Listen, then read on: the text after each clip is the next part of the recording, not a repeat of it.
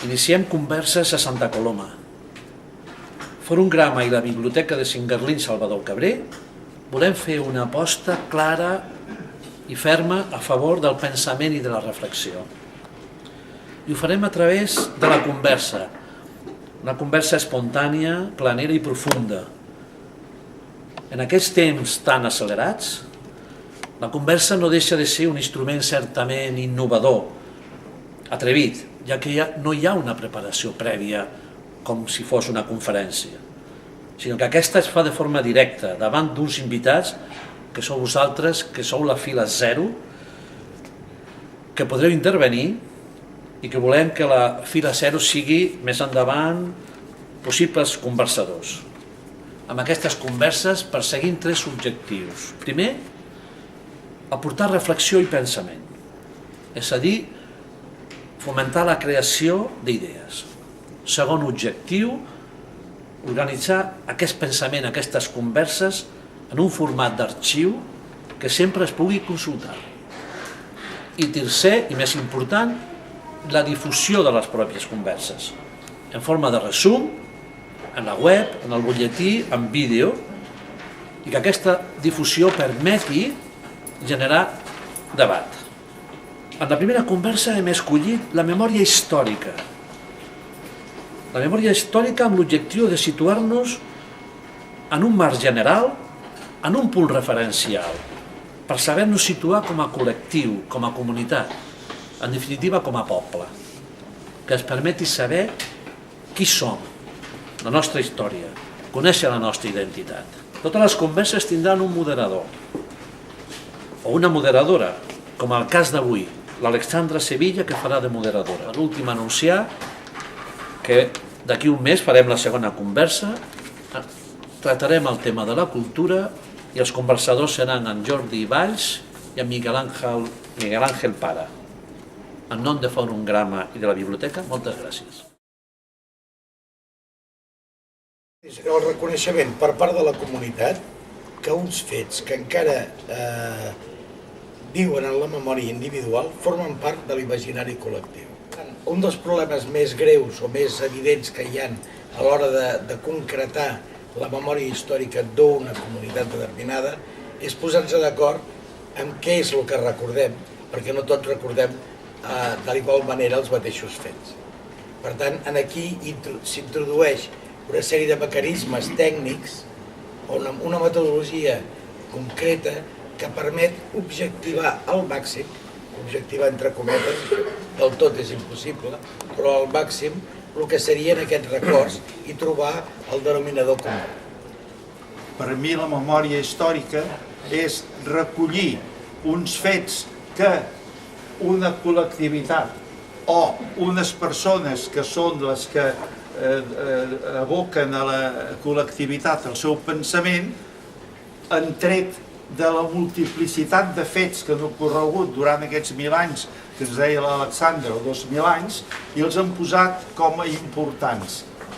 I aquí és el que ens servirà per entrar en el nou aspecte que serà si pot ser objectiva la memòria històrica. Bé, jo la faig anar més enllà de la comunitat d'ara.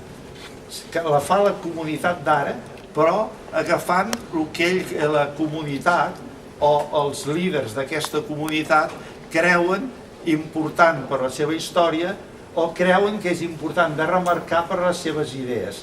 Perquè una cosa que no has dit tu ni jo crec que la memòria històrica té una mirada de futur.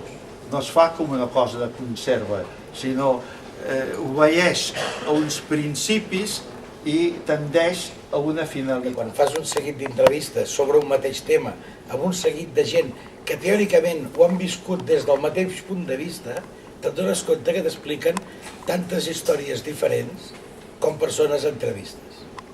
Per tant, si tu no hi poses un element corrector en aquesta informació, acabaries dient que no és veritat res del que ha passat, perquè cadascú ho ha viscut d'una manera diferent. Hi veig tres elements importantíssims per construir la història i la memòria i la història i la memòria històrica. Són els fets, el que recorda la gent i els documents, i els fets, els documents, els fets i el que recorda la gent. Els fets són molt importants, però qui els tria els fets? Qui els tria? I després vindrà el que deies tu, com s'interpreta. Jo us pregunto, quina relació hi ha entre memòria històrica i aquesta identitat col·lectiva i si és veritat que qui no té memòria perd la identitat? És molt difícil tenir identitat sense memòria, molt difícil. Jo diria que amb allò que preguntaves, sense passat pots tenir identitat? Jo diria que no. Jo diria que no, que el passat ens ajuda a formar-nos com som. I sobretot els aspectes més col·lectius d'aquest com som. Els individuals, que per mi són els més forts, són els que són molt propis des del moment de néixer fins d'això. Però la història del teu entorn és la història que ens dona elements de connexió amb la nostra comunitat. Per mi el patrimoni de Santa Coloma és tot allò que ens identifiquem amb el temps passat, que ens ajuda a identificar-nos amb el temps passat i entendre-ho, tant a nivell immoble, com edificis o espais naturals o el que sigui, com a nivell moble, com aquells objectes que avui en dia ja no són d'ús natural, normal, però que en canvi els hi reconeixem un valor, un ús en un altre moment històric. Per a memòria històrica hauríem d'incloure-hi la muntanya i el riu. És a dir, la situació geogràfica, jo penso, a mi m'ha marcat molt el pis on vaig néixer i els carrers on vaig moure'm fins als 9 anys. La memòria històrica de Santa Coloma és pobríssima, per no dir de pauperada. És pobríssima. És a dir, que la nostra memòria, em sembla a mi, quedaria reduïda al poblat ibèric, que tenim una muntanya, que no sé fins a quin punt està similar, i crec que poques persones poden dir el que jo pretenc, que el poblat ibèric el representem amb la muntanyeta de l'escut.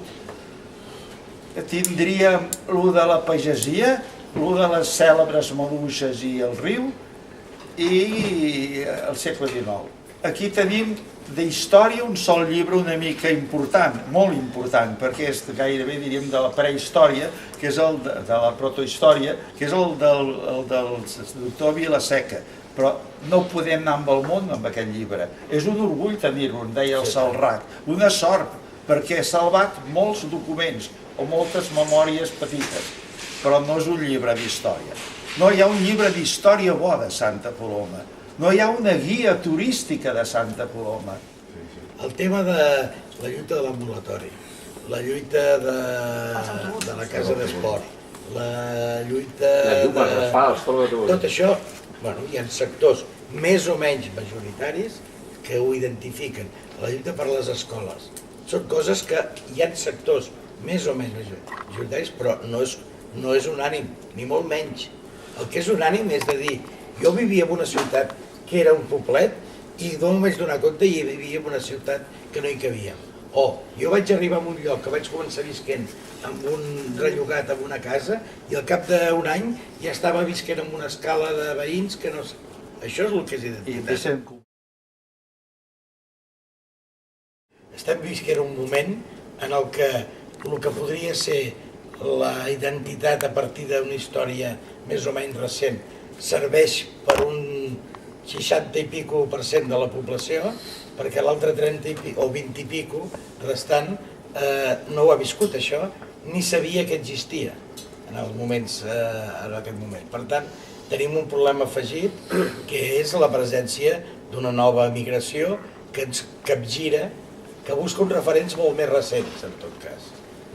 Però que a mi em sembla que si ara volguéssim jugar al pràctic i ens saltéssim aquests 60 anys passats de res per voler donar una resposta amb els últims 10, ens equivocaríem i faríem un gegant amb peus de fang. A mi em sembla que el que fa falta és anar trobant elements sense desfallir, allò anar buscant i anar-los trobant, que puguin servir per anar consolidant les múltiples realitats que s'han donat en els últims 30-40 anys en aquesta ciutat, que l'han fet que sigui com és.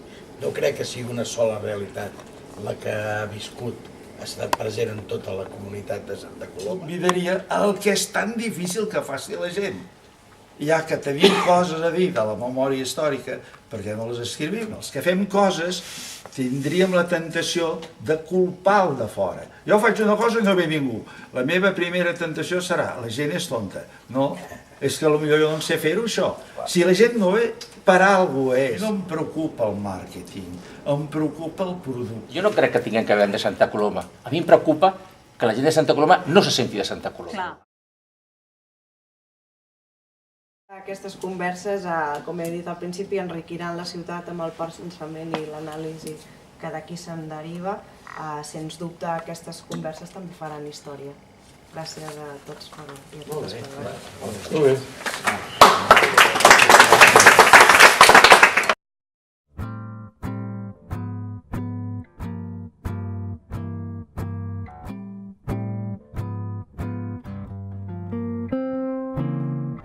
A star shining bright above you.